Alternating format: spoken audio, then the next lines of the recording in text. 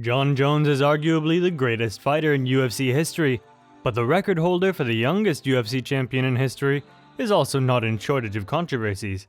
He has been stripped of his championships by the UFC 3 times and has been taken into custody on multiple occasions concerning the incidents outside of the cage. Today we're taking a look at Jon Jones' Bones' road to the top of the game and the highs and lows in between. Before we start, let's make sure to hit that subscribe button and the bell icon, and now let's get into it. Jon used to play football during his high school days as a defensive lineman. It was then that his coach gave him the nickname Bones, the same name that stuck with him throughout his career. He then gave a shot at wrestling and quickly found out that it was wrestling where his heart lay. With his lightning-paced takedown style, Jon was able to quickly submit his opponents. Jon would then go on to win state and national level championships. Jon's parents' religious background didn't help him in pursuing his career in wrestling. They encouraged him to stop and lead a life as a pastor. Later, Jon's father said that he wanted Jon to give up wrestling and become a pastor instead. But nothing could stop Jon from becoming the fighter he is today. Jon joined the United States Kickboxing Association and in his first 3 months racked up a 6-0 record. Within just 2 weeks of that, Jon was offered his first fight in UFC, which he accepted. Jones made his debut against Andreas Guzmão at UFC 87. After that, Jones had the chance to show his talent on the big stage in mixed martial arts. Jones dominated Guzmão using takedown techniques that nobody had ever seen, combined with elite striking, exceptional use of his elbows, and spinning leg kicks. Jones earned the win against Guzmão by unanimous decision. Now Jones had jumped a big hurdle, earning his first UFC win. Jones would go on to win his next 2 fights, one by unanimous decision against Stephan Bonner at UFC 94, and one by submission via modified guillotine choke against Jake O'Brien at UFC 100. Jones's work in his first 3 bouts earned him a new 4-fight contract with the UFC, likely setting him up for a title fight. His next opponent was another phenom in the UFC, Matt Hamill, and the fight went down as one of the most controversial decisions in UFC history. In the last 2 minutes of the first round, during which Jones had been dominating Hamill, Hamill was stuck on his back and Jones began throwing multiple 12-6 elbows at Hamill's nose. A move that is illegal in the UFC due to the severity of injuries the blows can cause. The fight was originally just stopped and Jones was given a penalty, but due to Hamill dislocating his shoulder, Hamill was awarded the win. President of the UFC, Dana White, has never been one to shy away from speaking his mind. He believes the disqualification of Jones should be overturned. That guy never lost a fight, ever.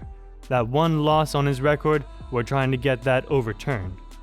The fight occurred in 2009, and as recently as 2019, White is still trying to get the ruling overturned.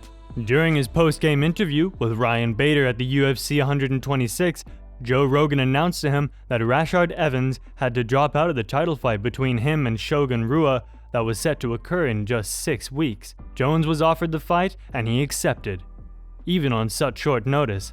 Now Jones had a chance of getting the ultimate prize, a UFC title belt. The fight between Jones and Rua was a dominant one for Jones. He controlled Rua for the entirety of the bout, and in the 3rd round, after brutal blows to the head, Jones landed a knee to Rua's jaw, and the fight was over. Jones was now a UFC champion. He defended his title against Quinton Jackson, submitting him with a rear naked choke in the 4th round. Jones becoming the first person to submit Jackson. His next fight would be his toughest challenge yet, as he was slated to fight Lyoto, the Dragon, Machida. Machida has been a fighter his whole life. He began learning karate at age 3, and at the time he was considered one of the premier fighters in the UFC. Jones got rocked by Machida in the 1st round, and it was the first time the world had actually seen Jon Jones get hit hard. It looked like Machida had Jones figured out, but that all changed in round 2. Jones battered Machida, and while up against the cage, Jones got Machida in a standing guillotine choke. Machida's whole body went limp and the fight was over. Just like with Jackson, Jones handed Machida his first submission loss in his career. Jones would go on to have a record of 12-1 in the UFC, and he was becoming the sport's biggest star. He had tied Tito Ortiz's record of most consecutive title defenses at 5. To break the record, he was slated to fight the Swedish phenom Alexander the Mauler Gustafsson at UFC 165.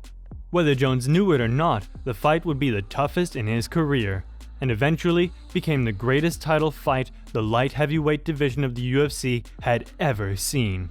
Gustafsson cut Jones's eye badly during the first round, and it was clear that Jones had met his match. The fight was amazing. Both fighters held control at different times, and they went the whole 5 rounds, something Jones rarely has to do.